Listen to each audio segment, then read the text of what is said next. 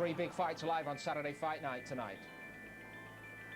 And three British stars with plenty still to prove. Thompson at Cruiserweight, a former world champion, but so too is Uriah Grant.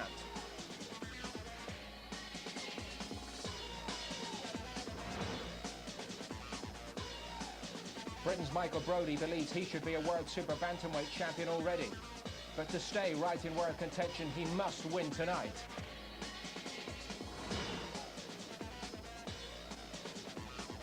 Then there's Bobby Vanzie, British and Commonwealth lightweight champion and still unbeaten. But can he keep the run going tonight?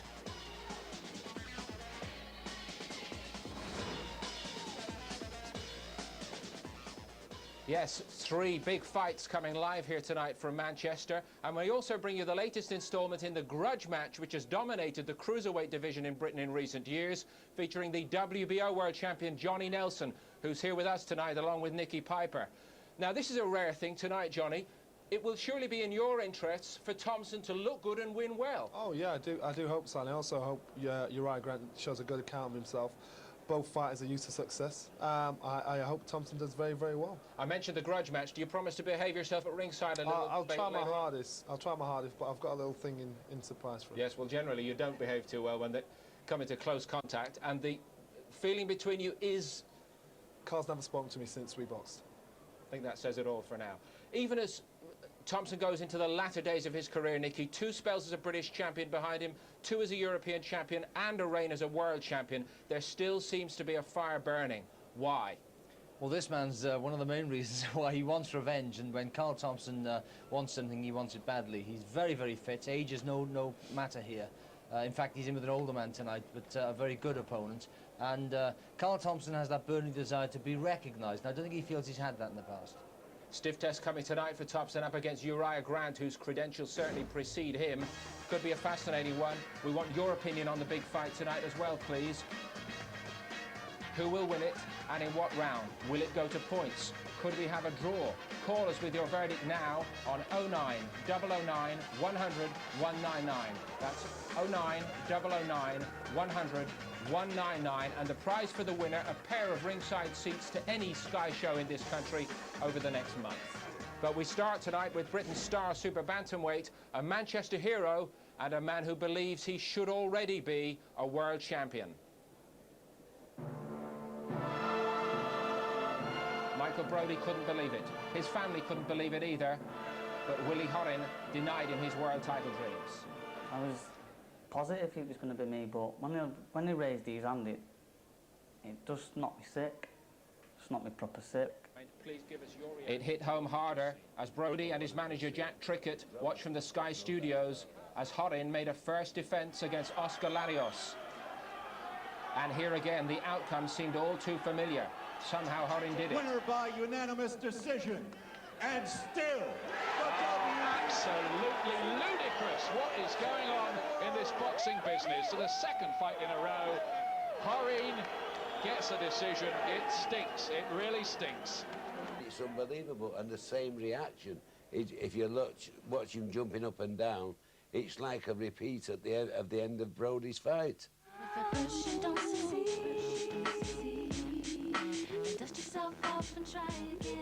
Brodie needed a few months to put the disappointment behind him.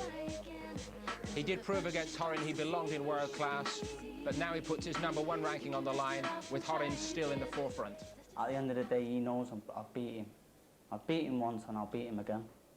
Well, Brodie's dreams evaporated in this very hall. They'd love to get Horin back here for a rematch, but meantime tonight Brodie returns to action at Bowlers in Manchester, and another big crowd to see him.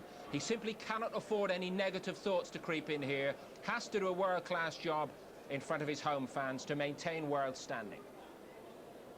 At ringside for us, our commentary team, Ian Darke and Glenn McCrory, joined by Adam Smith, and our master of ceremonies to get us underway, John MacDonald. Ladies and gentlemen, please welcome to the ring now from Oxnard, Mexico, Sergio Aguila.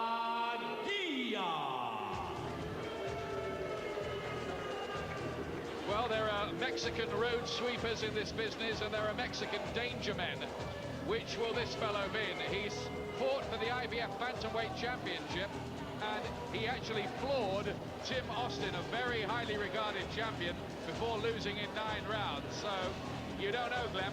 You certainly don't. I think that just looks to be a little bit like danger, man.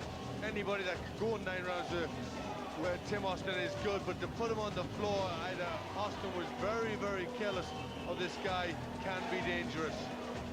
Well, after the fight, Austin's quote was, "This guy was good." Well, you've got to believe him. If you put him on the floor and he said he's good, you know, maybe he can have some surprises. I certainly think, you know, they've got to be careful with him. They've got to have done their work, and they've got to be very wary. He's won 26 out of 42 so far. Been stopped a few times, mind you, notably by Marco Antonio Barrera, the man who's in the big crunch meeting with Nassim Hamed soon. And Barrera beat him in a round, but that was when Aguila was just 19 years of age back in 1991. Probably not relevant now. He has come in at pretty late notice, it must be said. And just a few days ago, Glenn, he was weighing 9 stone 7. Too much, really, for a super bantamweight fight. Yes, it is. That's an awful lot to lose, so you just wonder what his real condition in a hard fight will be.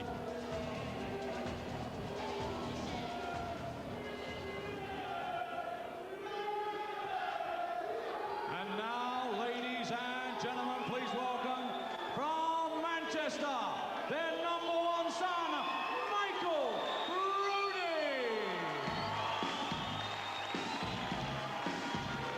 Well, I tell you something, this is a difficult fight for Michael Brodie tonight. Where is he mentally, having been the victim of one of the great injustices in the British ring in recent years? He should be the WBC Super Bantamweight champion by now. Instead, he had to go away with the robbery hanging over his head. He went off a week later, he got married, went on honeymoon to Acapulco, and it was only when he got back from that, he said, that it really hit him what had happened. Yeah, he was devastated. It was a terrible decision. And that fight against Horan is a fight that will make or break any fighter. He'll either be better because it, or the disappointment will have its effect, and he'll never be as good as he was that night. We'll soon see what's left for Michael Brodie. Well, he's still only 26, and he is promised a rematch with Horan, and that is the very least the WBC should be doing. Let's hope it's not in Sacramento, though. It's hard enough to get a decision against Horan in Manchester. But first of all, he's got to get past this guy, and I don't know, there are 1 or 2 little alarm bells flashing. Let's hope it's all right for Michael Brodie, because he's earned his dues and he's earned his second shot at the title. Well, what Brodie will want is a very good win here. He'll want to look spectacular for his confidence. I think that's what the camp want, the fans want. They'll want him to put on a really good performance and pave the way for another rematch with Horan. He really did look world-class, Brodie, against Horan. Aguila here, 29 years of age, from Ocotlan, which is near Guadalajara in Mexico. Ladies and gentlemen, before we start the action, we must remove. There is a vehicle blocking the ambulance escapeway. You must move the silver BMW V519 LBO. You should know better than to block an ambulance in. Move it straight away.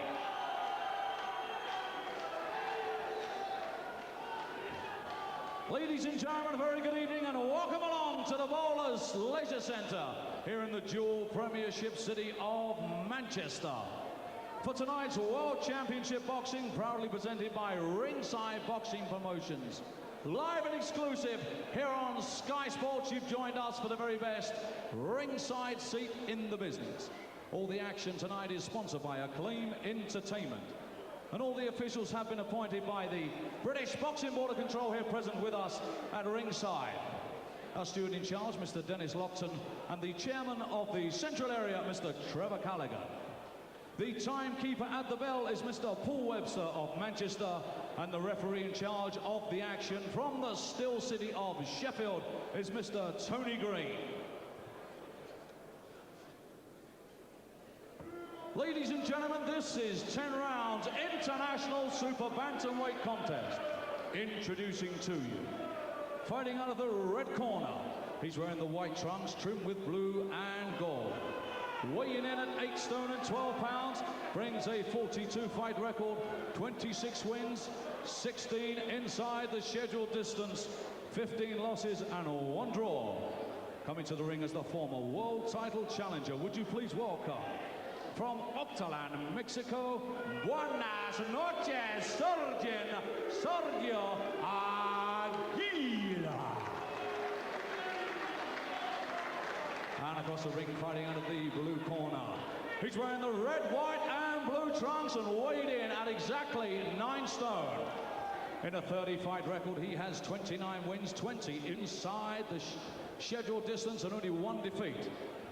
He comes to the ring as the former undefeated British, Commonwealth and European super bantamweight champion, the former world title challenger.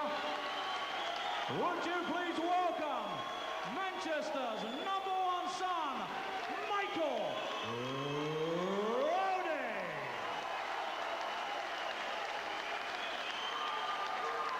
This is 10 rounds international super bantamweight contest. Important night. Ladies this for and Michael gentlemen, Brodie. the driver of a silver BMW V519 LBO. That vehicle will be moved by the police and fire service. You are blocking the emergency ambulance. That has to be moved or it will be taken away. You better go and move the car, I think, Glenn. Not me. You can have it. Now, it is important, actually. That's why we've had a little delay here.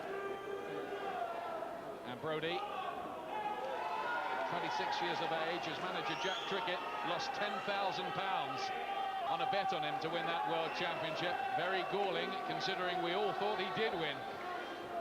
By about 4 rounds, in fact. Mexican judge had it exactly the other way around. 77-year-old Ray Solis by name.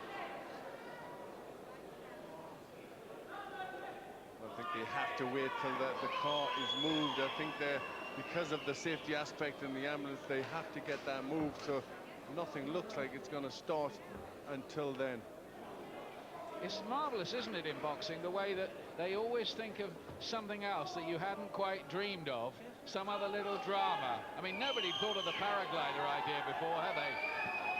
Bowen Holyfield, and now here we are sitting without an MC or with, well, a referee in there and 2 fighters who are just having to walk around and bide their time until somebody moves their car. It's quite bizarre, isn't it? But the fight cannot start, because if there is an injury and one of these fighters, dread the thought, has to be rushed away in an ambulance, is going to be blocked in. Thank you very much, Mr. BMW owner, for moving the car. Now we can get to work. Michael Brodie, red, white and blue. And this Sergio Aguila. Well, how good is he? He's come in quite late. I asked him, seen anything of Michael Brodie? No, he said. Know anything about his record? No, nothing. Didn't even know he was the WBC's highest contender.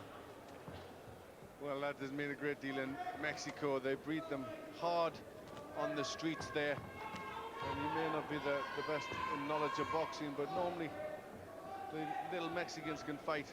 Yeah, they really can. I think he was only concerned about the colour of the money.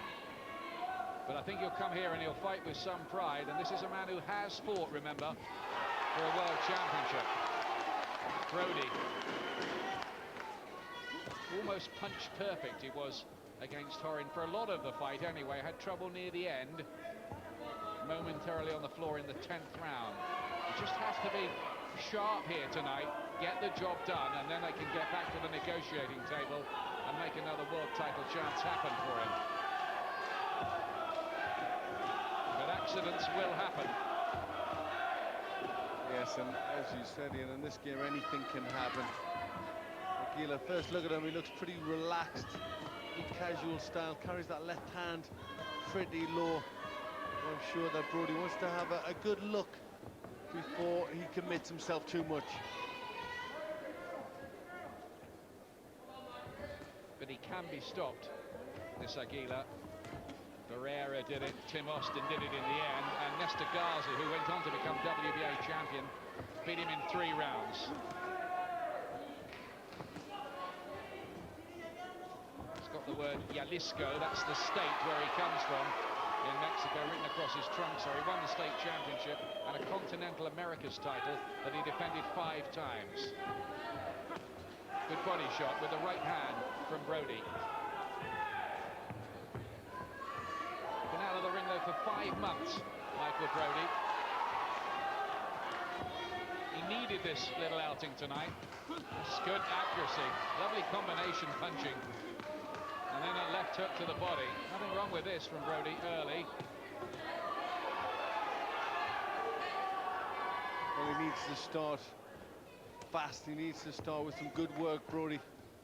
People like Aguila being around the block, being in with good fighters. You know, once they get into a fight, they can be difficult opponents, so he needs a good start, Brodie. Good combinations and excellent repertoire from Brodie, who's seemed to have got better and better just lately. His round.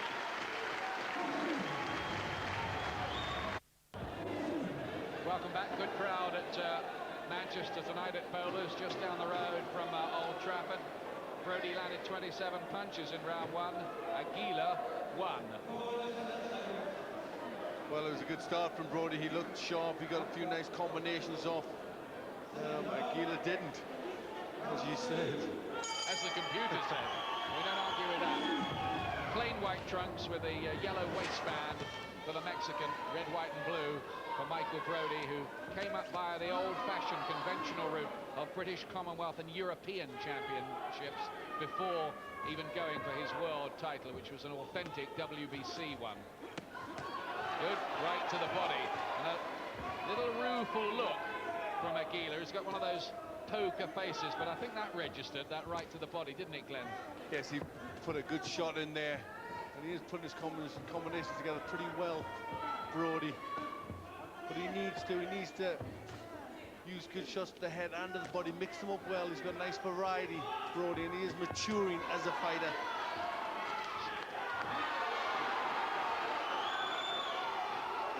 Great student of the business as well, Michael Brodie, in his own quiet way. Just educated pressure from him. Spearing out jabs, little hooks to the body.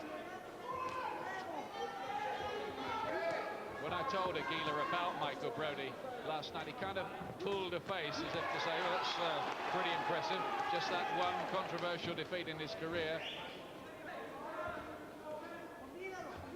But he didn't much care. No, he's got bills to pay, and he's a fighter. He's been in with some very big names, Aguila. Beautiful 3-punch combination from Brodie there. Switching the attack upstairs and down. Hooks, jabs, the odd uppercut.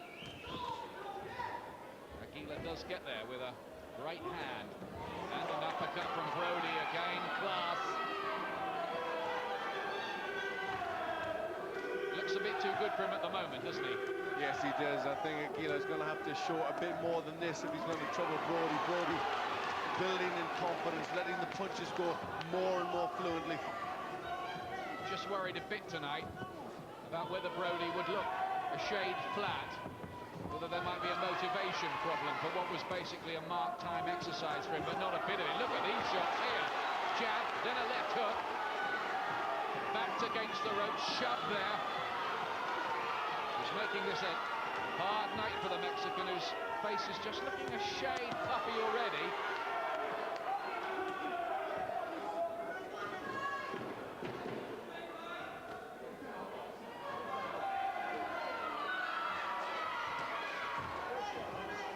He gets the occasional success with the right hand. Aguila. Brodie can't afford to get careless. His chin has always looked pretty good. That's good stuff this from Brodie so far.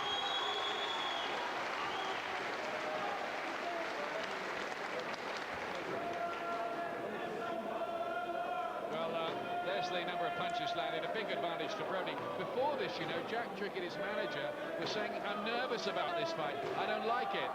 Something could go wrong.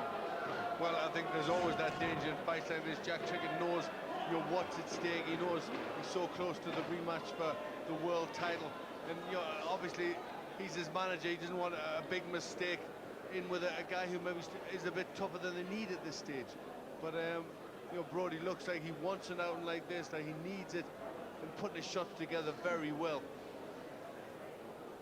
Here's the combination. That was blocked, one of them, but the left at the end there certainly wasn't. Variety. Barrel there. The variety from Brodie has been very good up till now.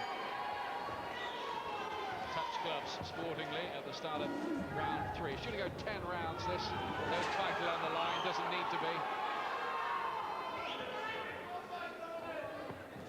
I like the old 10-rounders, don't you? How many have you done? Well, commentated on about 380, but...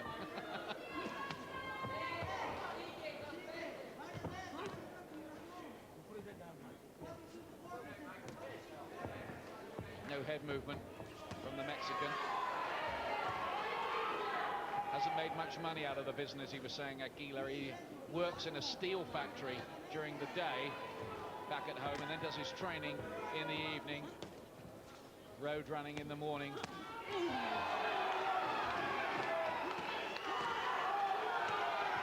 Well, this is good from Brodie, picking the shots well, and I like the way he's working the body. I think that's what he should make a target.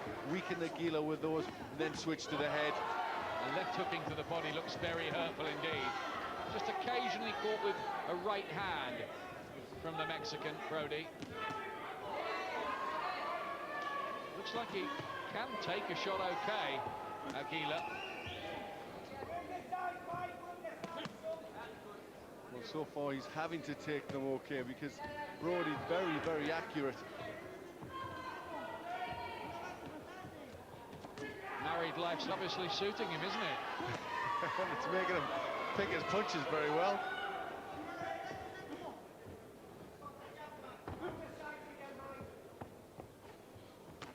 By the way, they want the return with Horine to be, well, either up here in Manchester or maybe Wembley on April the 7th, which is the night that Nassim Hamed fights Marco Antonio Barrera.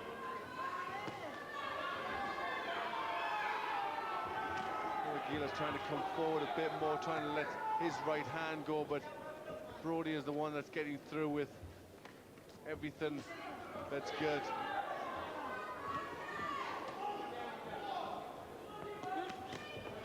Good shot again. And these look heavy-handed shots from Brodie. This is not pitter-pat stuff, is it? No, it's good, both the head and body. He's digging them in well, nice and sharp. Even the jabs look quite excellent from Brodie. Good head movement from him too. He keeps his gloves up. And he's a textbook type, isn't he? Yes, he is. Keeps his hands nice and high, working well behind the jab, mixing it up good, Brodie. Too much quality, too much repertoire so far for Aguila. So now the Brodie round, he's run them all so far.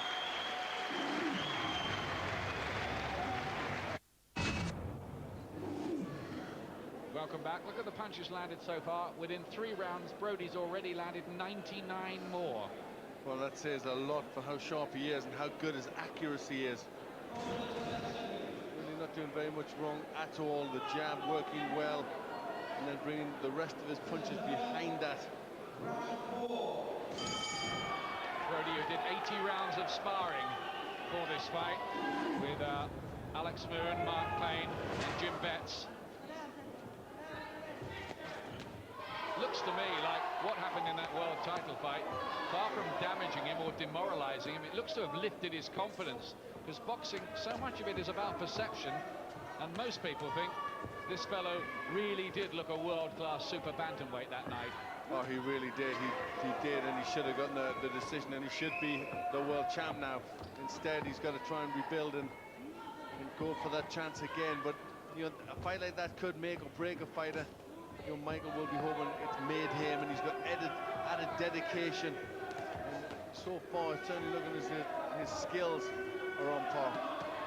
Look at that, 4, 5, 6 punches put together.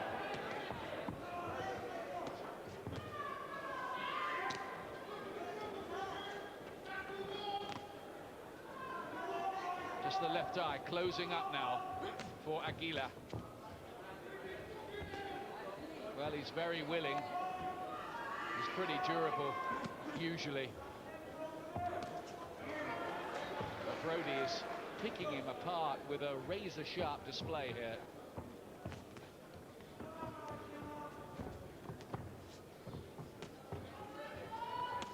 Good body shot, though, from the Mexican. Still wants to have an argument, doesn't he? Not falling apart under this, not yet anyway. No, he's not. He's just, Brodie took a step back, started to box a bit more, and Aguila, you know, he decided he'll come forward then.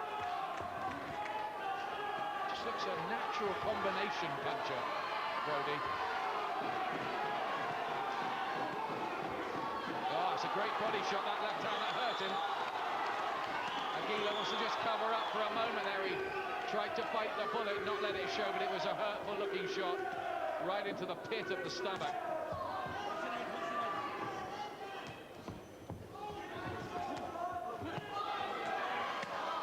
Well, he can't miss, he's hurt again.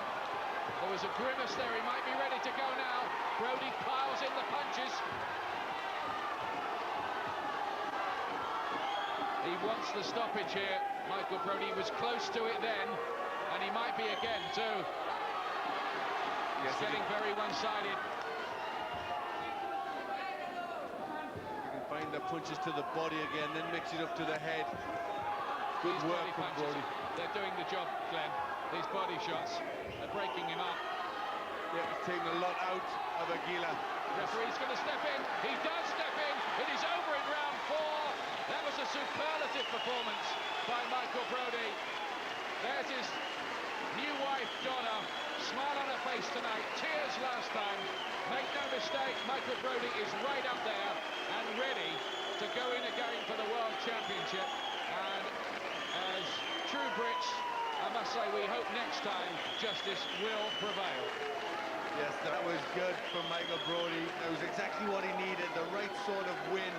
He did it well, he did it very sharply, and he'll be happy with that. I think it was the body punches that really broke Aguila up. But then, you know, when he had hurt Aguila the body, he mixed it to the head. He seemed to be, you know, a better fighter maybe because of the bad decision last time, the disappointment. Picked his punches so well.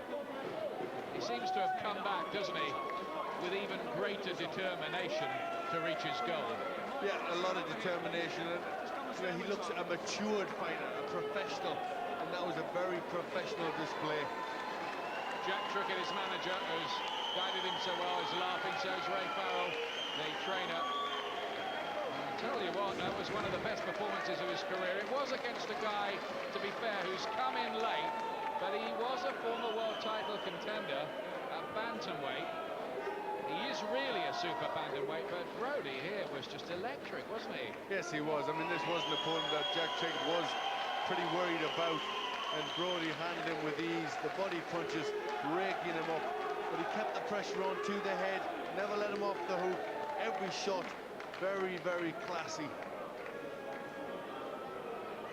And a nice guy as well, Michael Brodie. The first purse he ever got, he saved it all and bought a headstone for his mother's grave. Yes, he's a nice guy and doing very well here. He desperately, desperately wants that world title fight and wants to win it, dedicated to his mother. Well, it was a potential banana skin, but it did not prove to be one, far from it. So precise and very, very menacing with every shot. That's enough, said Tony Green. Good stoppage.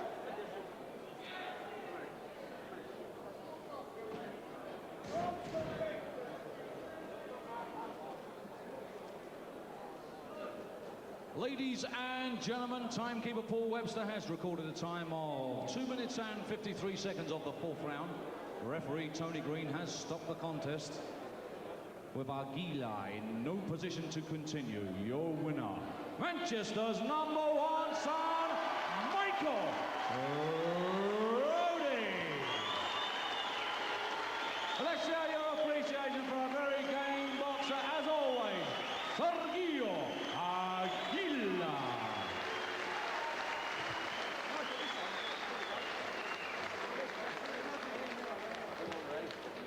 Right, starts well for that camp, and backstage his buddy Carl Thompson gets ready. Still to come tonight, our top of the bill at Cruiserweight, the former WBO World Champion, who feels he has plenty still to prove, and in action tonight against another former World Champion in Uriah. That's still to come. No tears tonight then for Michael Brodie and his supporters. Let's hear from him. Last time in September there were tears, now it's smiles. Michael Brodie's back, on track. Smiles all the time, mate. I never get tears, you know what I mean? My wife had tears and Jack had tears, but believe me, this year, 2000, it's going to be my year. I'm getting that title. The controversial defeat to Willie Hareen could have made or broken you. Punch perfect tonight, textbook stuff, Michael. I was just warming up, but I felt a bit slow, but I done the job. You didn't look slow, especially to the body. Well, that's where I'm best at. But I'm looking forward to fighting Jody now. Believe me, that title's mine and it's going to come back to me. Well, let's bring in Jack Trickett, your manager, straight away. What is the situation? Has it gone to purse bids? It looks like going to purse bids now. He obviously doesn't want to fight Michael. He's tried to set up another fight. We've objected. They understand that the WBC have said he can't take any other fight. He has to fight Brodie next. Has to fight Brodie. Will it be here or in Sacramento, God forbid? I fancy it here. I fancy our chances of getting it here. I really do. I think it will be. And he boxed terrific, didn't When he? will we know, Jack? I should think in a fortnight, 2 weeks' time. So I just hope for the best, and that this time he'll make sure he beats Brodie. Michael, home or away? Can you win it this time? Home and away, I'm going to win it anyway. It's my belt and it's the one I want for the kids and my wife. So, yeah. It has to be the WBC belt and it has to be Willie Hareen. It's got to be the WBC belt because that's what I want. It's the best belt and that's what I'm going to get. And if he catches him like that, it'll be the same result as well. We hope to see it very, very soon, Michael. Well done tonight. Ray Farrell in between Brodie and his manager Jack Trickett there. Nicky Piper, has he proven to you that mentally he is a world-class operator time after time now? I think that was a brilliant performance tonight, and he has proved that he's really knuckled down. He's put all the disappointment behind him. He's trained so hard, and tonight's performance really shows he's a world-class performer who wants that world title. Did you think he was enjoying his work tonight? I think so, and let's not forget he was in with a guy who's boxed somebody like Tim Austin, really, really good world champion. Somebody, and he decked Austin. He went 9 rounds and got stopped in the 9th, but against Michael Brodie tonight, never in with a chance. A super performance. Top of the bill tonight, still to come here, and it's Carl Thompson against Uriah Grant at Cruiserweight. We want to hear your predictions for the big fight, please. Call us on 09 009 100 199 09 009 100 199 with your prediction for Grant against Thompson here tonight. Who will win and in which round? Could we have a draw? Could it go to points? And the prize for the winner tonight will be a pair of ringside seats for a Sky show anywhere in the country over the next month. But before we go to the action, Grant against Thompson here tonight, earlier here, a very important fight at lightweight. The Commonwealth and British champion Bobby Vanzie from Bradford, unbeaten so far in his career, up against James Armah, the latest from a long line of Ghanaian stars, which started, as you're probably aware, with the likes of Corty and others from the wonderful stable where Azuma Nelson became the first big world star. This Vanzie's Commonwealth title defence. Armah already the reigning Commonwealth super featherweight champion, but could he go up? Here's round 4. Here's the 4th round. Bobby Vanzie, the British and Commonwealth lightweight champion. Currently ranked about 4 in Britain. By Michael Ayres, Billy Schwer and Colin Dunn, who he's been calling out over the last few months. I chat with him at the weigh-in and he said he understands why those fights aren't happening. We're all going to look after each other. And he might go a different route. At the moment, he has to deal with the rugged James Armah, and it's been really messy so far.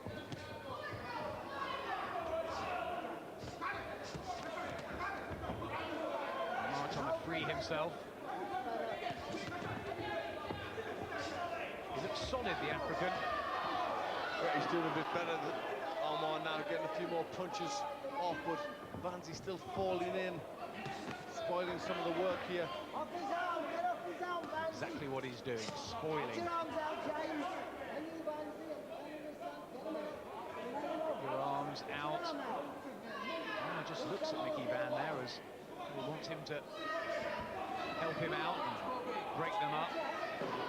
Well, you know, for me, it's ridiculous. He's waiting for two boxers to fight inside that aren't fighting inside, so just make them break. He's got to split this up.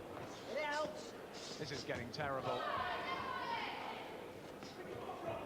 Oh, look at those heads again.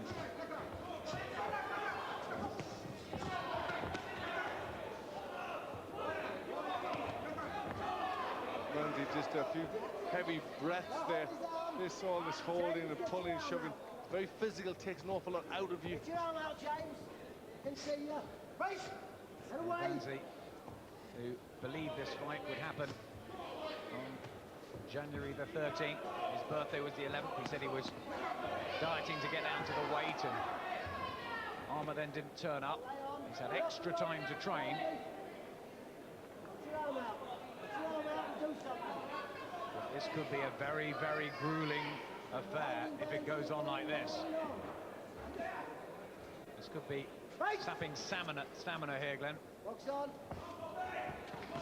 Well, it's sapping something because it's tough watching it.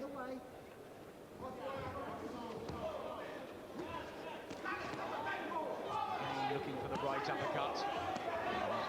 Armah with the combination. Proving difficult to shift.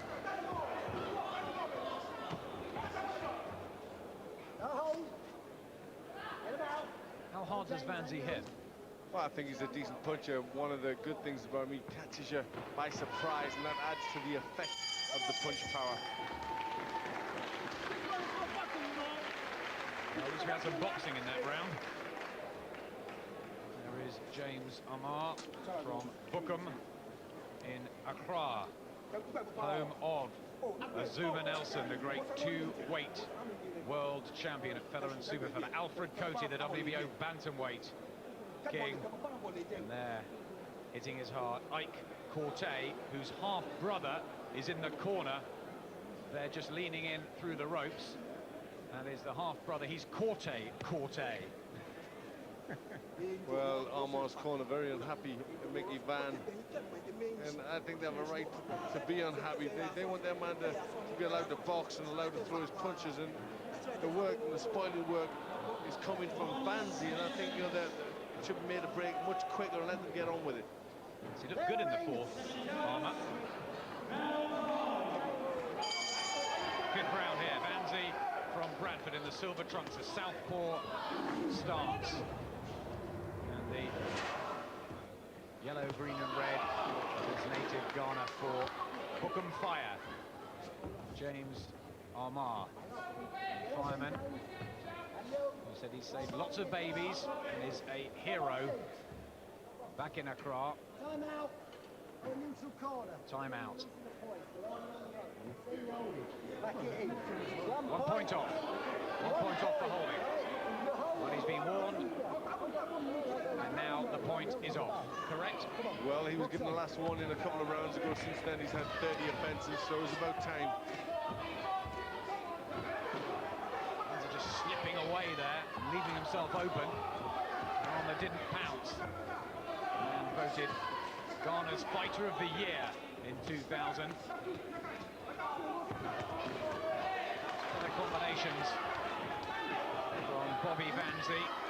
Well, that's what Vanzie has to start doing. Has to start letting his punches flow. You know, he's got some power. He can't punch, you know, but he's got to get the punches on. And some blood to the nose of Bobby Vanzie. Well, that was heads rubbing together.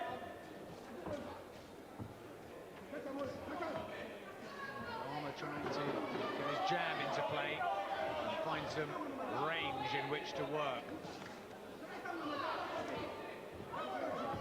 The styles have clashed terribly, but you'd have thought this would have been a good fight. Yeah, but I think Vanzie is a little intimidated by Armah, and whenever he gets close, he's looking to hold and close the distance down. Vanzie Count were worried about taking this fight. He did box exceptionally well against Charlie Shepherd. Armah, just don't know how talented these guys are. The Africans have come over. Smith Adoum, Eric Udamasi, the prospect Scott Harrison. Hard. Couple of 12-rounders. He's having to work very hard here, Bobby Vanzie. We're not getting through with a lot of punches. His mouth starting to come open, and all the while Armah just keeps walking forward. Yes, he's exerted a great deal of energy in just 13-14 minutes of action so far, Vanzie.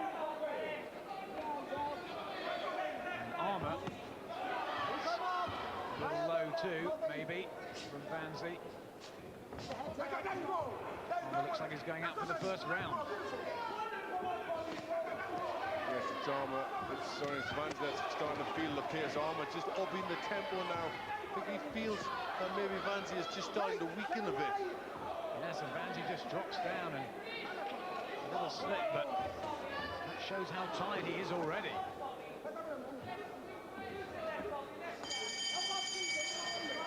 Well, we thought this would be tough. It is for Vanzie. 8th round, the one that he took care of Latakwai Hammond in Liverpool in October. Surely behind on the cards to James Armah. Armah, the former Ghanaian and West African featherweight champion. Glenn has 3 points in front. Yes, he's pulling away on my card. Armah just stronger. Vanzie's boxing erratic, but not getting the punches through to build up points. It was the 8th round where he upped the tempo against Charles Shepherd in Glasgow when they fought for the super featherweight version. I wonder if he'll start doing that with Vanzie. Good, solid jab from Armah.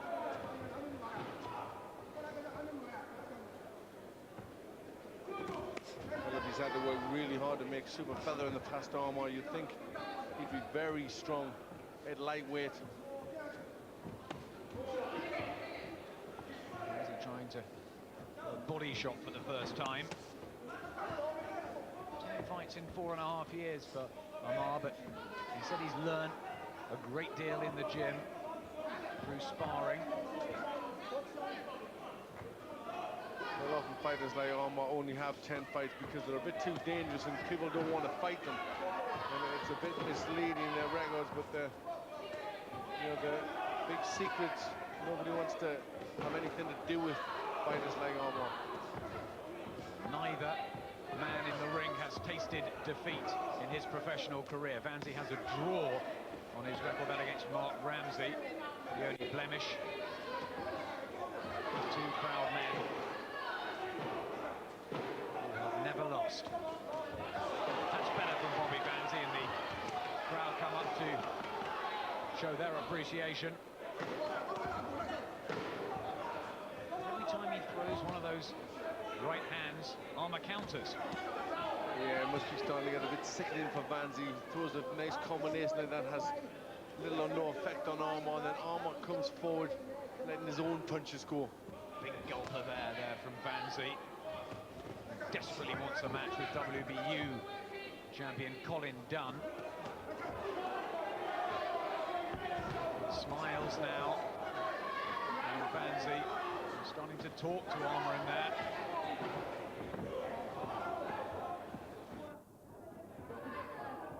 There's no variety tonight. There's not. He may be smiling, he may be talking, but it's very hard in there for Vanzie. They touch gloves. It's all going wrong at the moment for the Viper.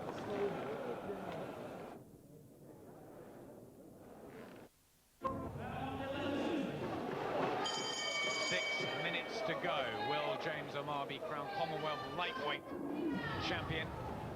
We'll then have to choose between the 9 stone 4 and 9'9" division. Bobby Vanzie has probably 6 minutes to turn this around. You wonder how Mickey Van will be seeing things, because Armah has been hitting with the inside of the glove too. Are they scoring punches? Well, there's 2 good solid right hands from Armah there. He's landed a lot better punches, a lot better quality than Vanzie. Vanzie keeps a smile on his face as if he knows what he's doing, but it certainly doesn't look that way. No, I think he's trying some psychology now, Vanzie, but he has failed to get to grips with a man that is slightly taller than him. He's just been marching forward all through the fight. Well, he does look strong. He's still bouncing the legs, Armah. Hands coming out pretty fast.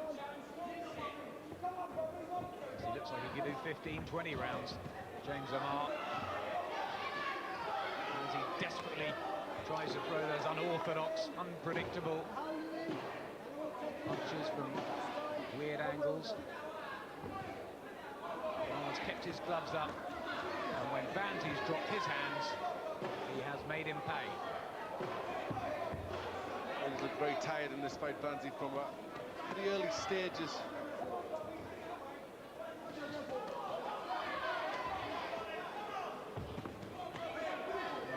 His punches have certainly not lived up to the Viper name. There's been no venom in them at all, which quite surprises me with his 11 stoppages. Nothing has been able to shift Armah. Well, Armah's certainly strong enough where he just won't give Vanzie a moment's rest. And how are you scoring this at this point, Adam? I've got Vanzie 3 up.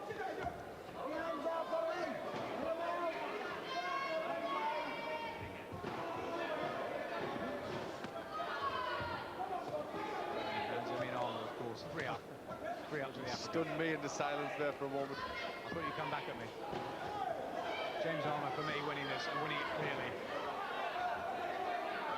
Vanzie desperately needs to find a big punch from somewhere, because he has been out-hustled here, and his title is slipping away.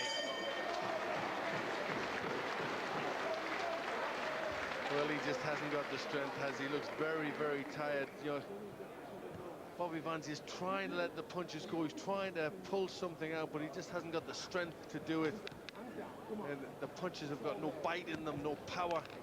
And Armah just walking through that and letting his punches go, and they're having more effect. It looks set to go the full distance, and Mickey Van was just looking over to the Armah corner there and just warning him for slapping, so it'd be interesting to see what the result at the end is. Maybe it's closer than we think. You've got him 7 up. I've got him 4 up now, James Armah.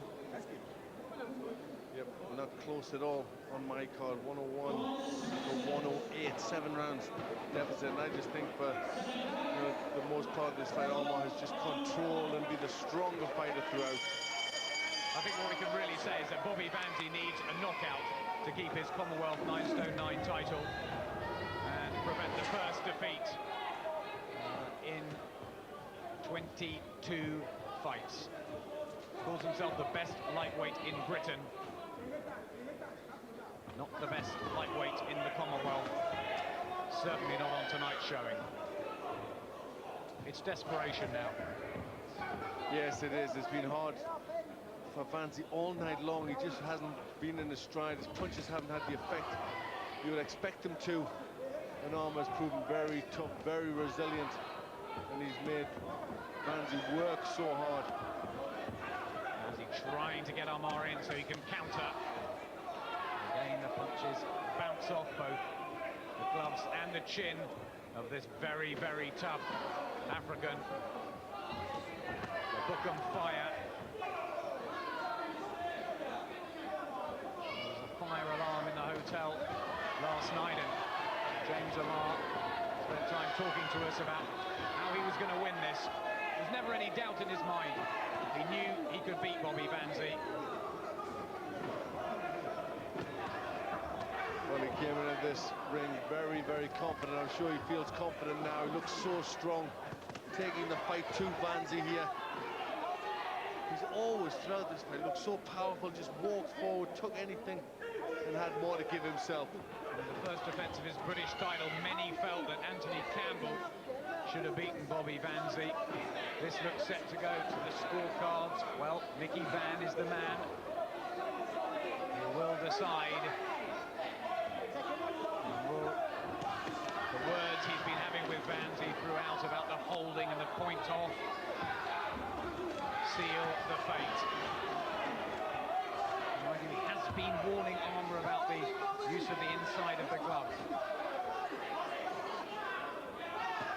There looks to be a very worried look on Vanzie's face now. Vanzie desperately tried. He's still trying to get some punches off. He's trying to find a flurry, but doesn't have the power in those flurry to worry Armah. He's trying to impress Van with his volume of punches and his heart, Bobby Vanzie. He's given it his all, but it's not been good enough.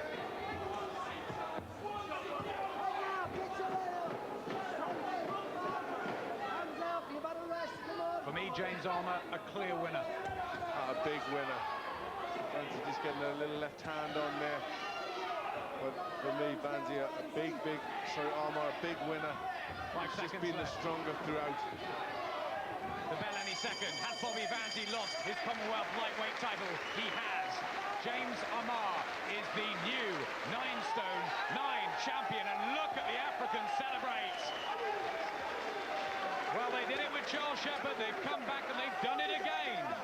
Bobby Vanzie has been beaten for the first time in a professional career that has lasted 5.5 years, and that was deserved.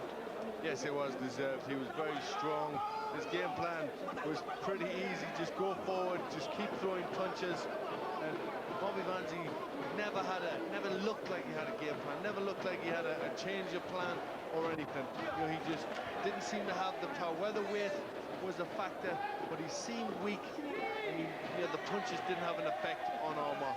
Look how many punches thrown from Armah and landed over 200 to Vanzie. Well, Jack Doughty didn't want to take this fight. He certainly had doubts about taking the fight. He was watching videotapes at the last minute, Bobby Vanzie's manager, and I'm afraid he's been proved right. Well, it's back to British level for Vanzie, and maybe Steve Murray, the unbeaten lightweight, but his Commonwealth crown goes in the worst performance of his career.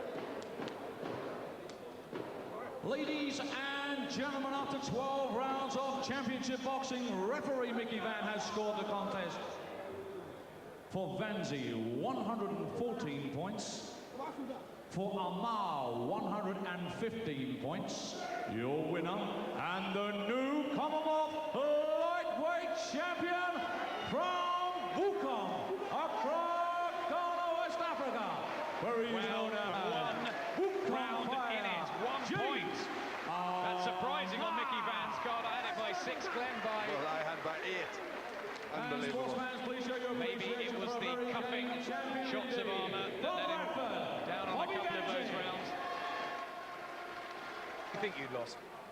No, I didn't. I thought it would have been a draw. I thought I'd won like maybe 1 round, or maybe it could have been a draw with a point deduction as well. I just didn't feel that he landed the cleaner shots. It was dirty at times too. Well, you guys had me as a dirty fight. What do you expect? This guy was a dirty fighter too, so it's like two steam trains colliding, you know. I don't yeah, I guess it was a backlash styles in there, you know. I make no excuses, you know. I was fit as ever. You know, I said before, this guy would have to be something. I told you before, it'd have to be something really special to beat me, you know, especially coming up a weight. He beat Charles Shepherd for the super featherweight title, then came up and beat me. Where does that leave you, Bobby, now? Steve Murray for the British title? Yeah, I guess so, you know. That's a fight that I've been wanting for a while.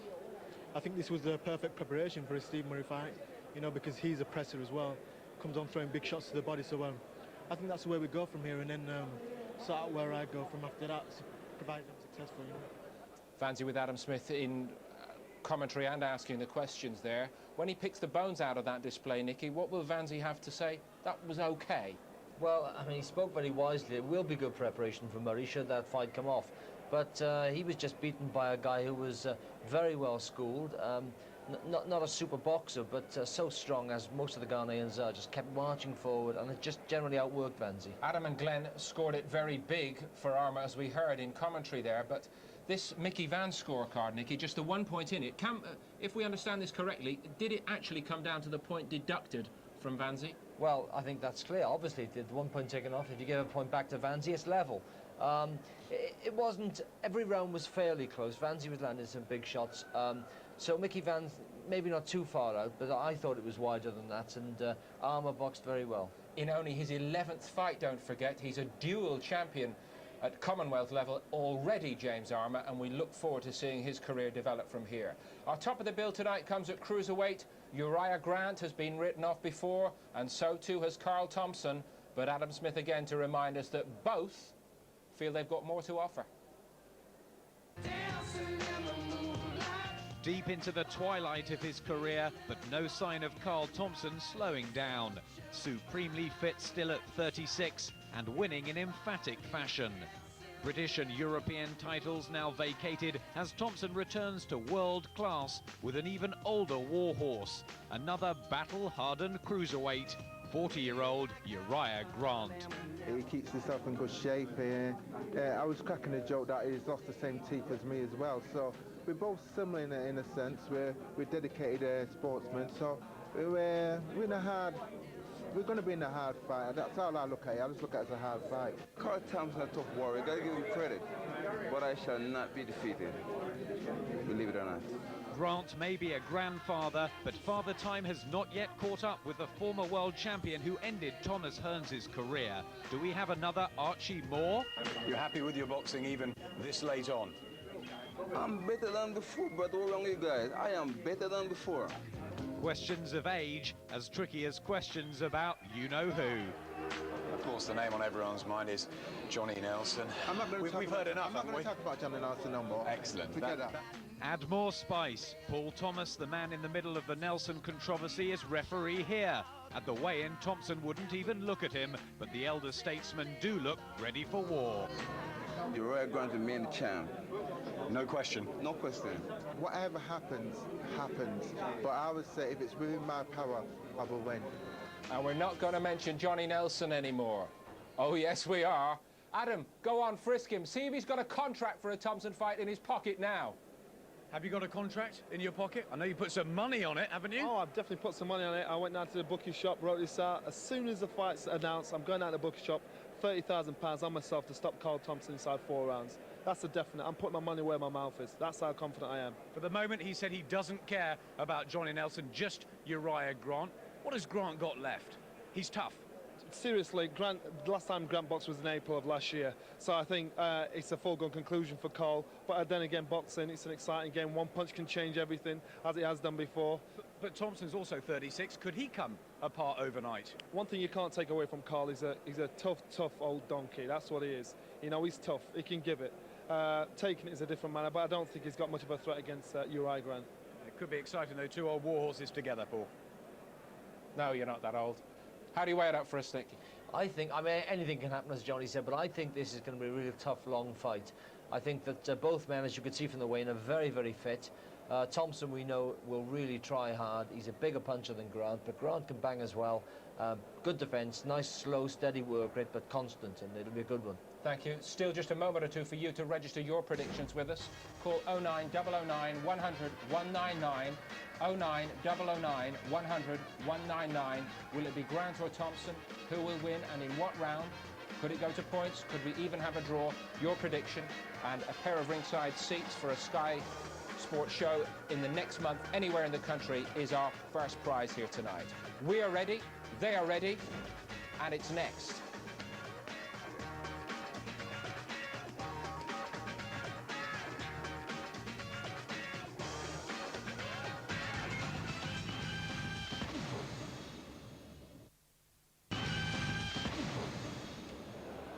Time now for another of the Manchester stars. Carl, the Cat Thompson has had more boxing lives than you could possibly count. Is he really as strong as ever? It's time to find out. John McDonald has the introductions. Ladies and gentlemen, it's the main event, the fight of the night. Please welcome to the ring now, from Manchester, the Cat, Carl Thompson.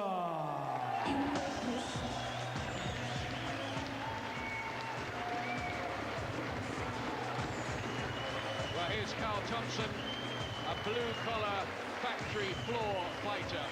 Well-conditioned, lots of heart, hits hard, and has stayed in shape even in his late 30s.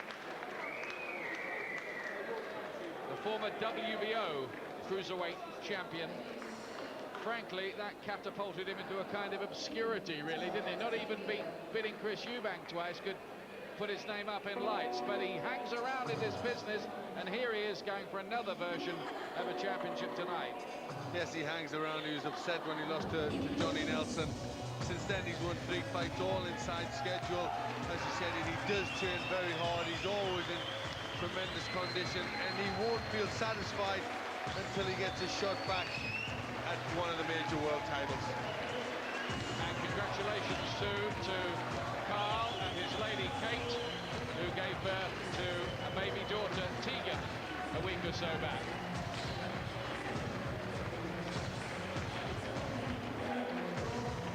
That will have affected his sleeping, wouldn't it? Build up. Well, he's always been a pro. He's lasted a long time, Carl, at a good level. So I'm sure he'll have done everything right. Got a baby son called Lewis as well.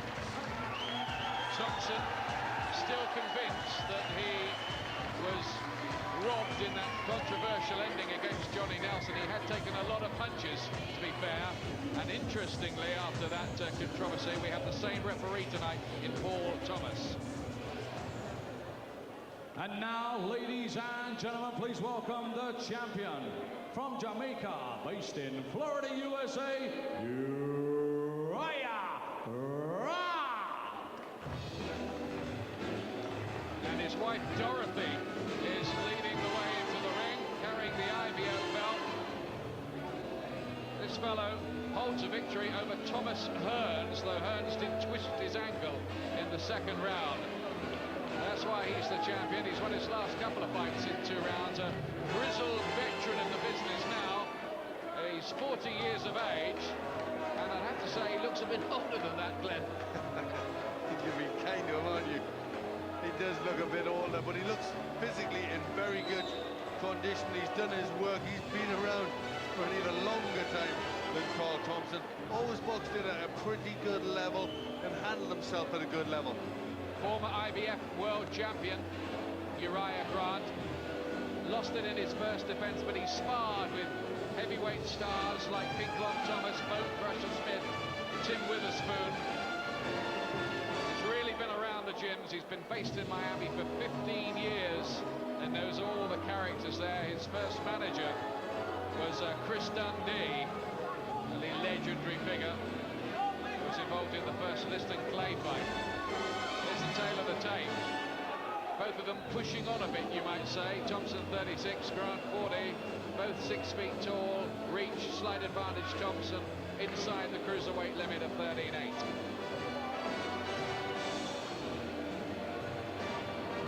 Grant made his professional debut 17 years ago. Thompson 13 years ago. Between them, they boxed, well, what is that? Some 430 rounds, about the same knockout percentage ratio.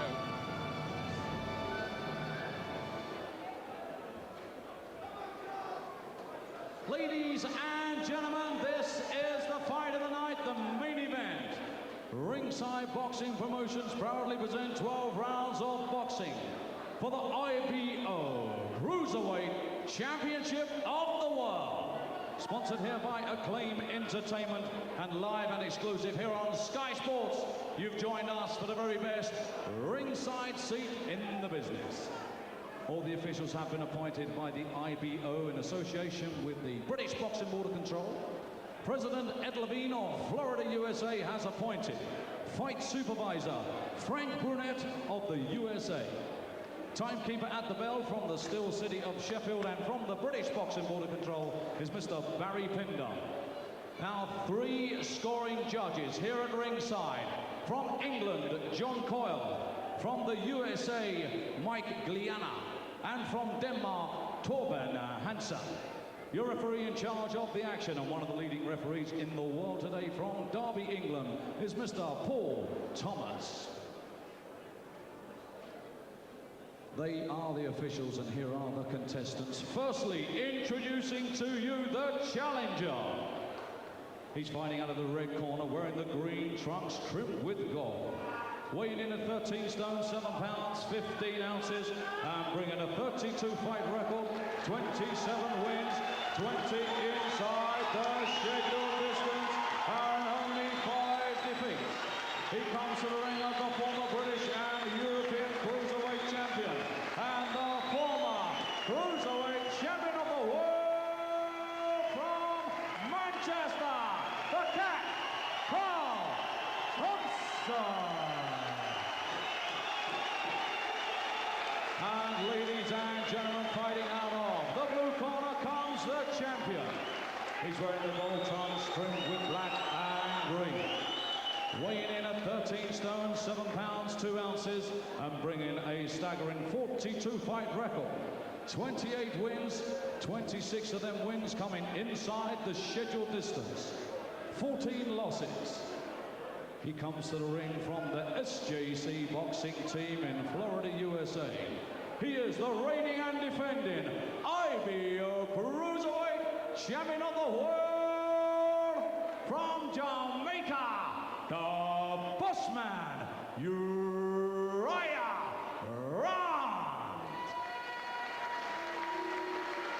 So, sports fans and Sky fans, let's get the action underway then. 12 rounds of boxing for the IBO Cruiserweight Championship of the World. Paul Thomas is the referee from Derby. Listen, I've spoken to you both in the dressing room. You know what I expect of you. Just one final thing. Remember to defend yourself at all times during this contest, unless you hear me shout stop boxing. Touch gloves, best of luck to both of you. How much has Uriah Grant got left, I wonder? He's teetotal, he always keeps himself in condition. He's never out of the gym, he says. John, you okay? I must say, it's an old face, but he looks in condition bodily. Yes, he does. He looks in good condition. Both these well-trained. Thompson himself in the green trunks, coming off a good 2-round win for his European title against Alexei Ilian.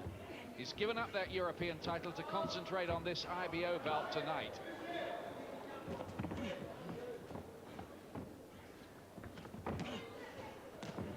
Grant is well scored, but he's hit by a right hand, overhand right. He touches down early, and that's a big breakthrough in the first half minute.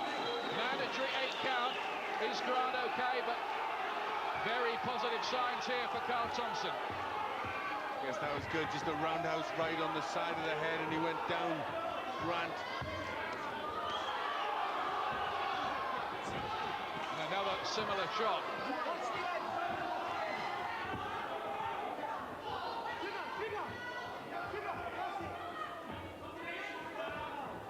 Thompson can be strong and menacing. Grant with a low blow, very low with the right hand. Watch those heads. Watch the heads.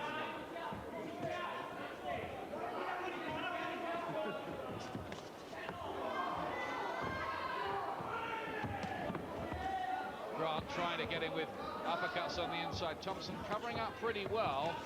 Had to get off the floor, Thompson, to beat Chris Eubank in their first fight. Oh, it's a great right uppercut. That's hurt Thompson. It's a good opening round, this. Grant coming back now. It is a good round, a lot of action, and it's Grant that's got Thompson against the ropes, and he's picking out some good punches. Well, you worried, didn't you, about the punch resistance of Uriah Grant when he was on the floor from more or less the first shot of the contest.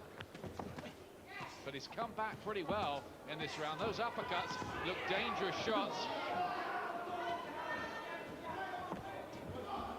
I mean, I said how much has Grant got left? You'd have to say how much has Thompson got left too? He's been in some hard ones. Yeah, he's been in a few very tough fights, which are aging fights, and you know, at this sort of age with these two, you know, you can go overnight. Get the shots up, son! Get the shots up! Certainly no shortage of action in this first round.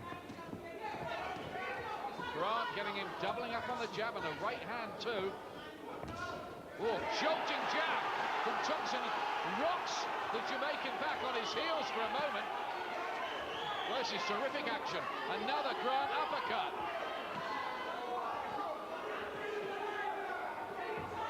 There's certainly no feeling out with these two. Both have the power to hurt each other.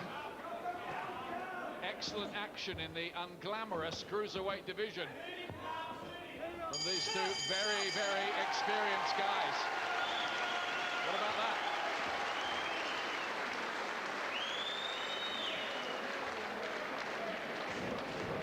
Now here's the knockdown, Glenn. Yep, just on the side of the head, just caught him with a roundhouse right. I mean, it was a solid enough punch, got a bit of weight into it, and just pushed him over.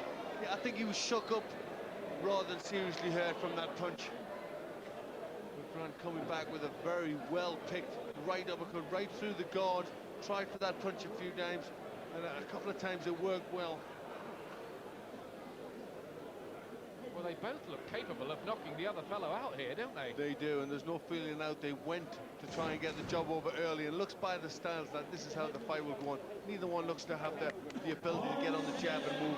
They're going to go in and have a fight. Carries in on like this, Glenn, we might have some serious business here. Here's the second round, IBO Cruiserweight Championship held by Uriah Grant in the gold trunks, the Jamaican now living in Miami. Come up the hard way, cutting sugarcane in the fields for a living, and he's got in with another heavy-looking right hand at the start of this round. I mean, you can say he's a grandfather and he's 40, but this fellow's been around at a high level. Another jab, caught him square on and off balance, and Grant is down again in round two, as he was in round one. It was only a jab then. Yeah, just a solid jab. He was a bit square on, but it put him flat down on the seat of his pants. That's about 3 or 4 times. The jab's knocked him back. Another right hand. Thompson now trying to pick the shot. But Thompson knows he can hurt him if he can just get the room to deliver these punches. Thompson looking the stronger. Grant all the time looking for those right hands. I don't know how long this is going to last, but I think it might be good while it does. Thompson really letting loose with some heavy shots. Rocks Grant back again.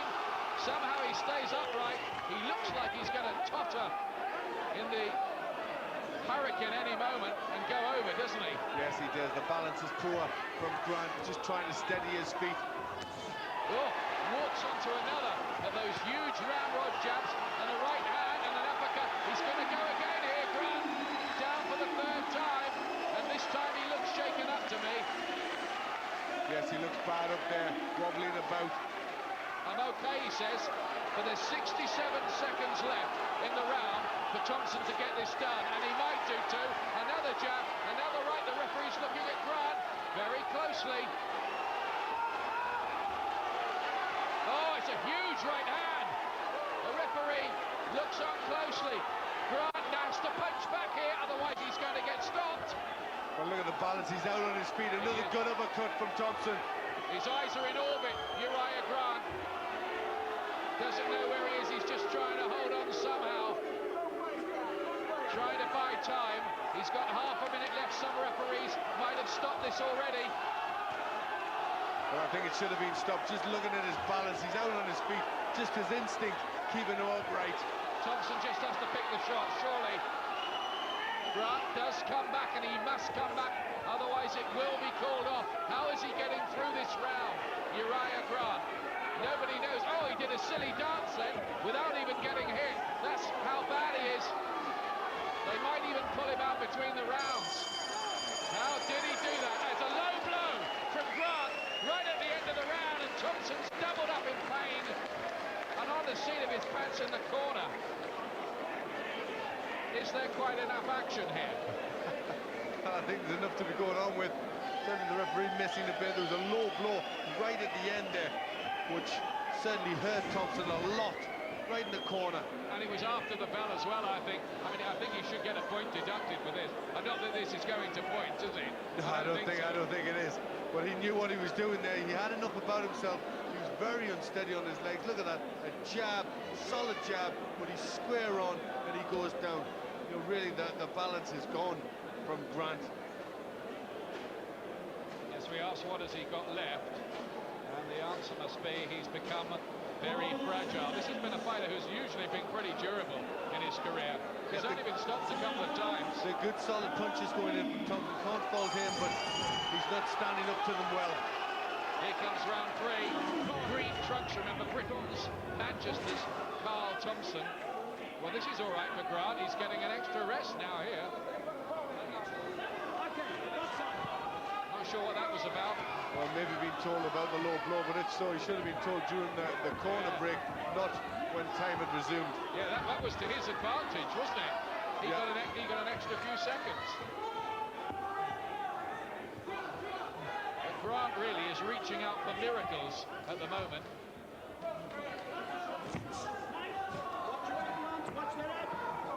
Was a minute long enough, or as it turned out, about a minute and 10 seconds. Well, every time he's landing, he seems to wobble, Grant. Well, these jabs are very heavy shots from Thompson.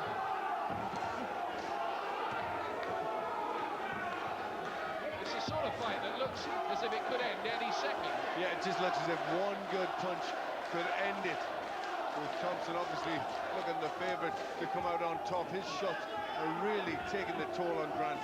Don't go out and make a cup of coffee if you're watching at home with us. Good right hands from both of them here. Well, this has been a tear-up right from the word go. It's a bit crude, but it's entertaining. Oh, it's a right hand twice. Grant soaks those up somehow. I don't think anybody's complaining watching it at the ringside here. Thompson needs to use that jab again, that strong jab. Grant just hasn't had a defence for that, and you know, it's been hurting him. It's a great jab, isn't it? Let's be fair to Thompson. Fantastic jab tonight. In fairness, Grant, not the most elusive of fighters. Another right hand. Thompson trying to pick the shots, not rushing his work. I think he knows now. It's only a matter of time before he can produce another flurry. It was a good right hand by Grant. Thompson took it well and came back with a bit better of his own.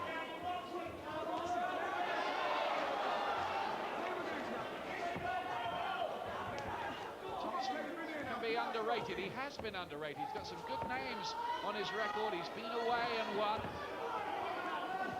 And he's gunning, of course, for a rematch with Johnny Nelson, who's with us at ringside tonight. Has to win this first, though. Well, you can't say anything about the character of Carl Thompson. He's come back from setbacks. Is Grant's head clearing a little?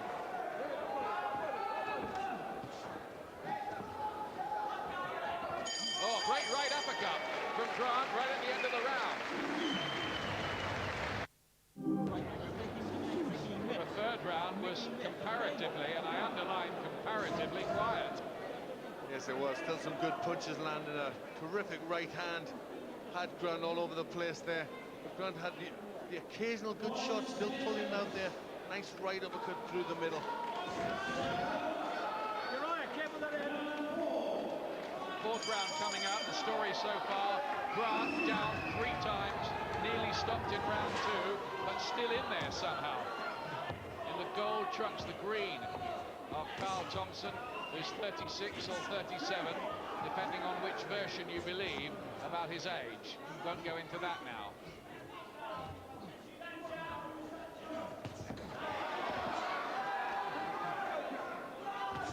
It's in tremendous condition, Thompson. He always is. Seen Thompson shaken up himself a few times, though. So there might be hope for Grant. That was a good, heavy-looking right hand from him. He does have a worrying reaction when he gets hit with any shot, Grant. Really rocks his head about.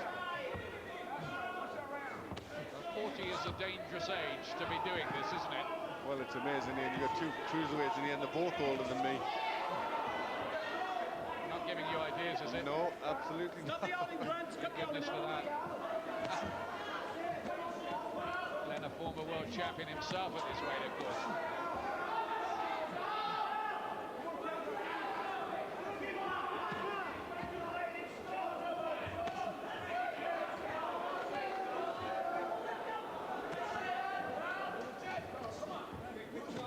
Hits the gloves with the left hand. You do have to worry about Uriah Grant's punch resistance, former world champion or not.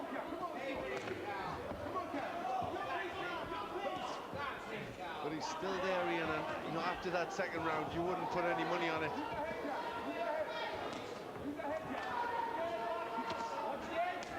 He's just beginning to take these punches a bit better, isn't he? Yeah, he's just starting to roll a bit more, just starting to get a bit more rhythm, Grant. Thompson straying a little low.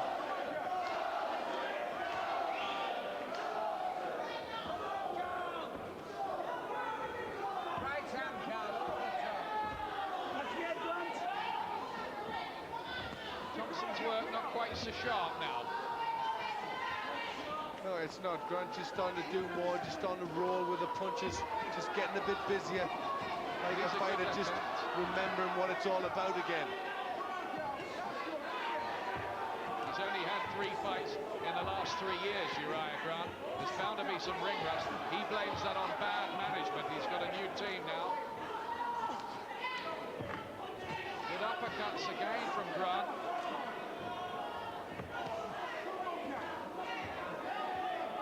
He's shaking off the rust and showing little moments of quality in there, Grant. Well, he's been busier in this round, Grant, landing with the better punches. Yeah, he's winning this round at the moment, and Thompson has to take another one. Best round yet for Uriah Grant. Here he is, the ancient Uriah Grant from Jamaica. But doing much better in the 4th round, getting his punches off, and it was Thompson who was having to cover up. Grant getting through with some good uppercuts. And just looking a bit tired towards the end, Thompson. This is amazing. This guy, Grant, was out on his feet and on the brink of being stopped in round 2. Well, for me, it could have been stopped in round 2. You know, he looked in terrible condition, but he's got through it, and he's done very well to do that. It's the 5th round. Good jab from Grant as well. Thompson just going through a bit of a bad patch. He'd better hope it's only a patch. Well, Thompson just closing his work down. He's got to start using that jab again. That was so good for him in the first couple of rounds. Oh, another low right hand, a very low right hand. Paul Thomas needs to have a talk with Grant, who by now should have had a point deducted for me.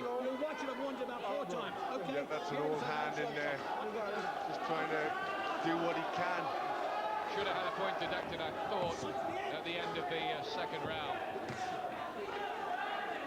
Thompson was okay.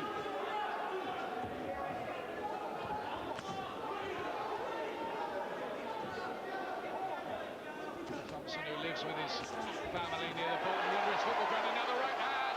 He's got him going again. Grant stands there, tries to let his head clear again.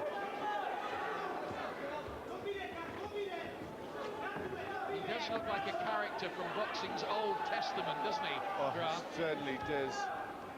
He still knows a few things. He's got the experience, but the reaction to getting hit is pretty bad. His head just rocks around.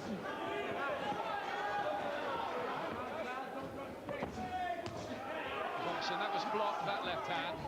Grant, quite accurate, doubling up on the jab. You can see how, in younger days, he might have picked up a world title at this weight, as indeed he did. Oh, there's another right hand and an uppercut.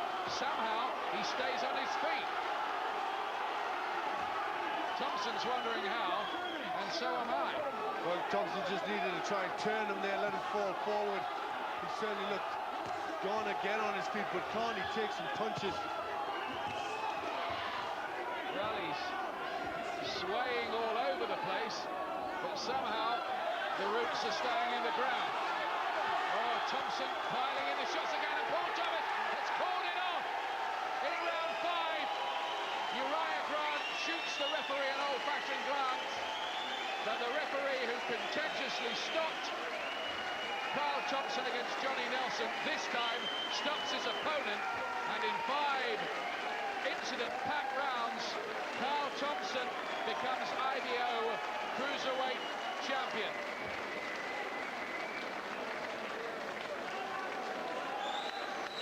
The cat might have 9 lives. Well, he certainly used a couple of them there. He found that the punches at the end. He looked a couple of rounds before that he started to tire Thompson, and Grant starting to do better, but then he pulled the shots out again, found the range, got the right shots on, and Grant was all over the place. Well, he's on the roll at the moment, Carl Thompson. Give the guy credit, he's shown a lot of character. He's come back from that Johnny Nelson defeat and reeled off a series of wins, winning a European Championship. Now this little earner he'll have with the IBO title. It's not one of the major championships, we have to make that point, but it's a means to an end.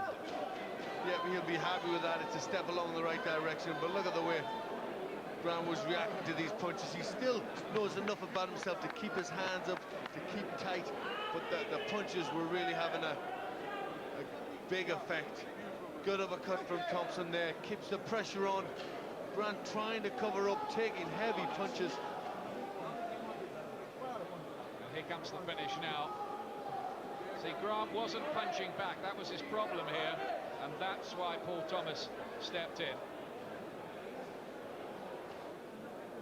Just picking the right punches, just falls into the uppercut. Good shot from Thompson there, and then the left hook again rocks Grant back, right hand, and then Paul Thomas, the right time, calls it off.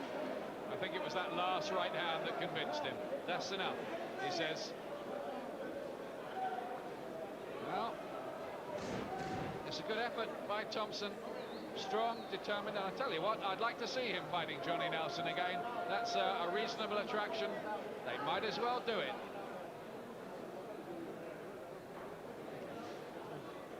Ladies and gentlemen, timekeeper Barry Pinder has recorded a time of 2 minutes 20 seconds of the 5th round. Referee Paul Thomas has stopped the contest, with Grant in no position to continue. That leaves us with the new IBO Cruiserweight Champion of the World from Manchester, the King, Carl Thompson. And sports fans, please show your appreciation for a very game champion, Uriah Grant. And now, ladies and gentlemen, to represent the country, IBO Championship, our supervisor, Franck. No disrespect to the IBO at all, but I'm sure Carl Thompson would wish to trade this in for one of the more established world title belts. And that would underline that he truly is still in the picture. Neither man ready for his bus pass exactly either. Nicky, did he take your breath away there? Well, a fantastic display by an immensely fit man for his age, but very strong, continues to impress even at this age and really surprise us all. We'll look again at some of the key moments shortly. Let's hear from Carl with Ian. Well done, Carl. It was exciting while it lasted. Sorry, I got to apologise. Could I say something first?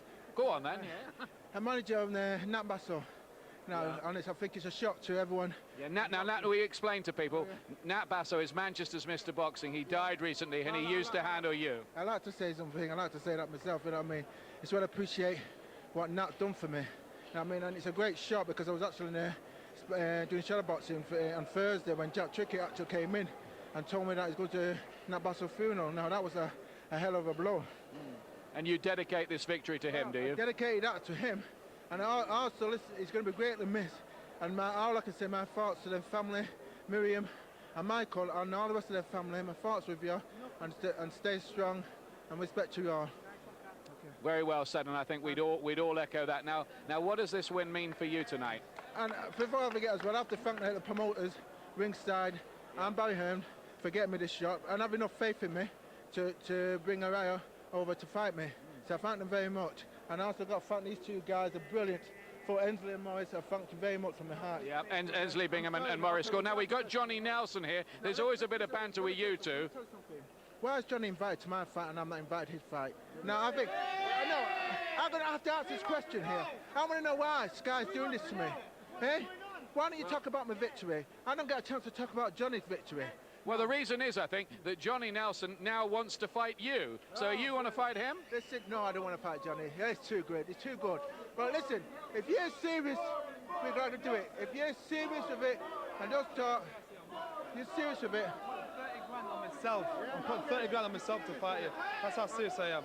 But you must be fooling yourself. Get your promoter. OK, I think this is an argument that's going to run between these guys. We'll just wait and let's get the fight on, maybe. I always had Ian Dark down as a good promoter, matchmaker, but maybe needs to sharpen up the act. It's got to happen, hasn't it? Everybody in Britain wants it to happen. And let's hope we don't have to wait too long before they are actually in the ring together. Thoughts of Nicky Piper on the action when we come back. And lightweight prospect Gary Hibbert also in action here in Manchester tonight against the Frenchman Franck Benoni.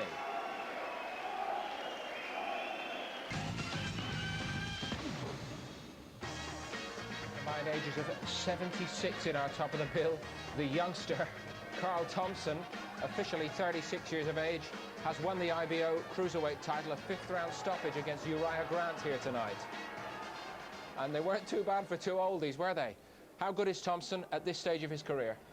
Well, it's hard to say. He obviously carries a very, very big punch. We know he's fit. We can see he's fit. I think he's just as good as ever. Whether he's got enough to beat Johnny Nelson is yet to see, but let's look at this fight. And, you know, a superb start. Within seconds, he catches Grant and down he goes. It was a shot to the back of the head. It's an unusual thing with boxing, you know, sometimes... but Grant came back. Look at this uppercut. He was in the fight all the way through it. Although he went down regularly, he was always in the fight. And this is a man who's been on the fringe of world class for over a decade, Uriah Grant. Maybe nearly 2 decades. Well, that's it. And never really been stopped. Twice been stopped. Once 3 years ago in the 12th round, and once 16, 17 years ago by a heavyweight, Henry Tillman. So again, the jab to start the second round. I mean, you very rarely put a man down with a jab. It is a great jab that Thompson. Look at that first shot. So powerful. And now, Nicky, at this point, were you looking to Carl Thompson to really put a marker down by stopping his man? Well, I was. But all credit to Grant. He showed experience and came back well, covered up. But I mean, every time he was being hit, he just, as was said during the commentary, that he just seemed to wobble and had no punch resistance at all. You know, Thompson was attacking throughout. Grant came back and won the third round, but landed some good shots of his own. Carl must be actually disappointed that Grant was allowed off the hook and, as you said, had his own moments of success. Well, that's right. I mean, as I say, he won the round, but he finished it well. It was a strange stoppage because after Paul Thomas had allowed the fight to go on after the second round, then he jumped in and stopped it. But I think he knew that Grant had every chance, and just Thompson was piling on the pressure and was maybe going to hurt his man. What I'm getting to, Nicky, is were you looking to Carl Thompson to go up a gear here tonight? Well, that's probably something that maybe Carl hasn't quite got, another gear, and he's a devastating puncher, and he's accurate. He's a good finisher, but his work rate is steady and just persistent, and it worked. This cruiserweight division really does hold up some lovely parallels, doesn't it? 5th round stoppage win tonight. Nelson Thompson, 5th round stoppage. That was first time, and we're still waiting for it. Johnny's with Adam now. Well, I don't think he's ever going to be a best friend, is he? But let's just have a look at the fight for a minute. Were you impressed with Carl tonight? He did very well. You know, you got two old pussycats fighting each other there, and you know, it was a good fight while it lasted. Excellent stiff jab he had on Grant, and you know, at the end of the day, I think the referee had more punch resistance than the both of them put together. Tremendous action, but surely Grant should have been stopped earlier. Yeah, totally. Should have been stopped from the second round on. You know, he was in so much trouble. But, you know, Paul Thomas gave him a chance, as many chances as he possibly can. You know, but he was going way, way too far. I think there's enough talking now between the two of you. It's time for the promoters to sit down and get this fight on this summer. Listen, I'm going to phone Frank one and beg him to get this fight on. Carl is absolutely fooling himself. The guy will get damaged. You know, I don't dislike the guy, but that's how confident I am. I'm willing to put 30 grand of my own money, where my mouth is, to fight this guy. As soon as I showed him that, he didn't want to know. Are you listening, Frank Warren and Barry Hearn? Paul? Young prospects at the other end of the age scale now. Gary Hibbert, lightweight from Oldham. Very good career to date. 10 straight wins, in fact. And talented, certainly, the Central Area champion. But a French opponent tonight in Franck Benoni, 24 years of age and with a decent record so far. Not his first outing here in Britain. Hibbert needed to keep the run going, though, as they look to push him on now. Here's the 5th round. Here's the 5th, the former amateur French champion at lightweight. In the white trunks with the blue and red trim of his home nation. He may be in front. He's certainly making life difficult for Oldham's Gary Hibbert, who cannot afford a loss. That would be a disaster. At the beginning of 2001, after his trouble in the last couple of years. The undefeated Central Area lightweight champion, with work to do here.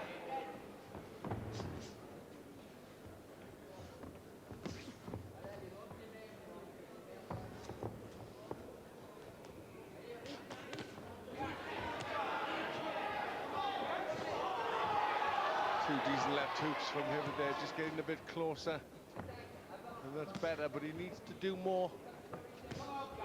He's backpedaling around the ring.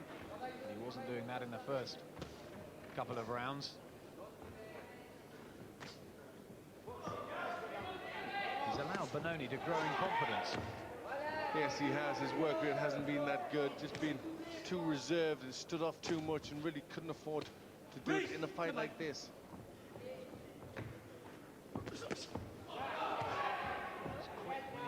Doubles up on the left side there, Hibbert. There's a nice three-punch combination going in from Hibbert there.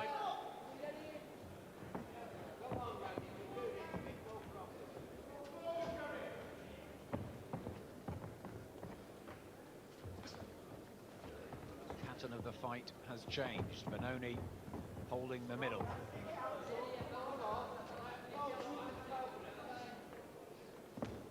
Hibbert allowing himself to be forced back. Wild left hook follows from this pretty rugged Frenchman.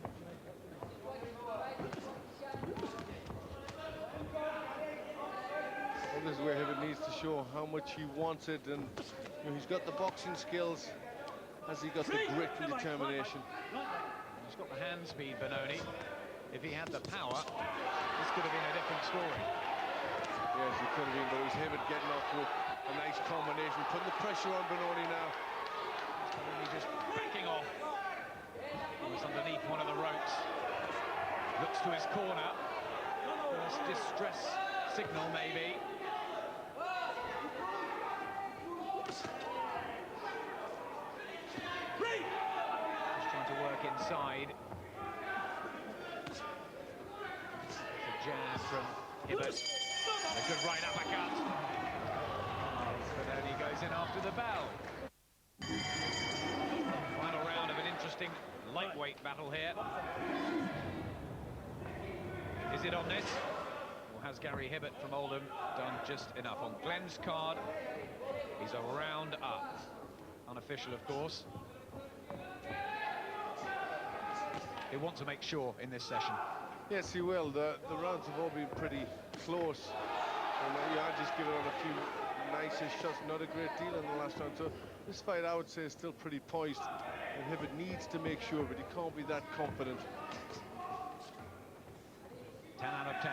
He will not want a blemish now, Gary Hibbert. And speed of Benoni. And the lack of head movement from Hibbert.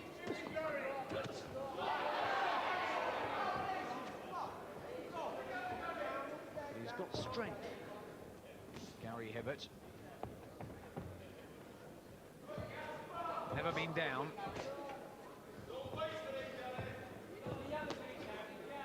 He's never looked in any real danger here.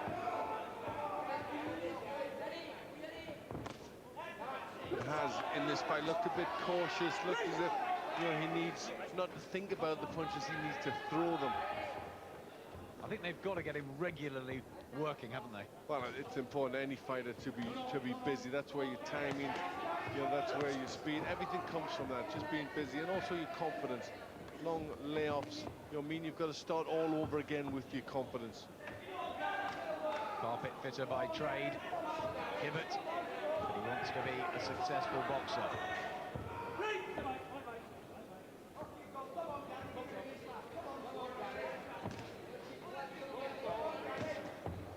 First with the jab, Benoni, as he has been through much of this. Never really damaged Hibbert. Two big knockout wins on his record, and one through a cut. No real power there. And Hibbert smiles. Do you think he thinks it's under control? No, I don't think he'd be that sure. I think he feels he's slightly doing a bit more, but I don't think he's certainly oozing confidence. It was a decent left hook that went in from Hibbert, the slightly classier of the two, which may be just enough to seal him this win. Yeah, just looks to have the better boxing ability, and you know, his skills and counter punches probably just got him through this fight, but I think he really needs to, you know, show a bit more commitment and a bit more devil in the future. Good left hook to the body. He puts his hand up, but he's lost it, Gary Hibbert. And Franck Benoni has caused an upset here at Bowlers. The first defeat for 25-year-old Gary Hibbert from Oldham. Well, he looks bemused. You had Hibbert winning. Yep, I had Hibbert the last couple of rounds, just giving him the fight by that. I didn't think Benoni had done enough to win. You know, I thought, you know, he could have pulled it close there. That's how I go, 58-56. Could have, you know, been a little bit close, maybe 1 point to Hibbert, but on my card, I thought the last two rounds were enough for Hibbert to pull out a decent winner. Because I think Hibbert may have deserved certainly a share of it, if not, well, he can't believe it, but that's a terrible night for Gary Hibbert. On the computer there, the success rate over double for the Oldham fighter. And what a terrible start to 2001. Ladies and gentlemen, after 6 rounds of boxing, referee Tony Green has scored the contest. For Hibbert, 57 points. For Benoni, 58 points. Your winner from France, Franck Benoni.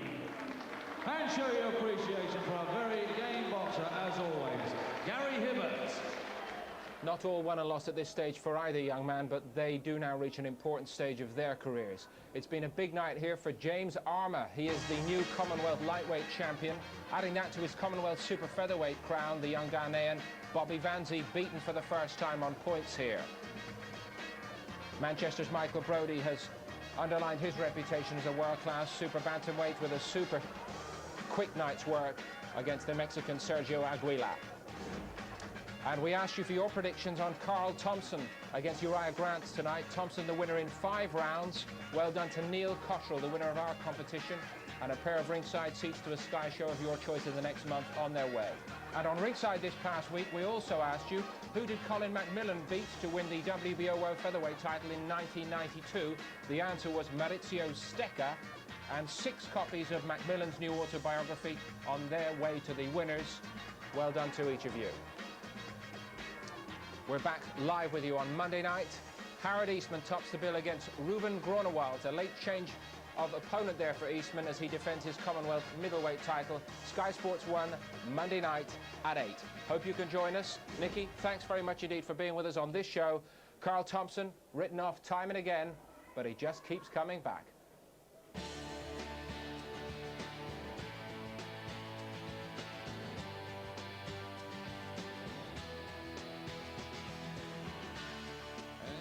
He cannot...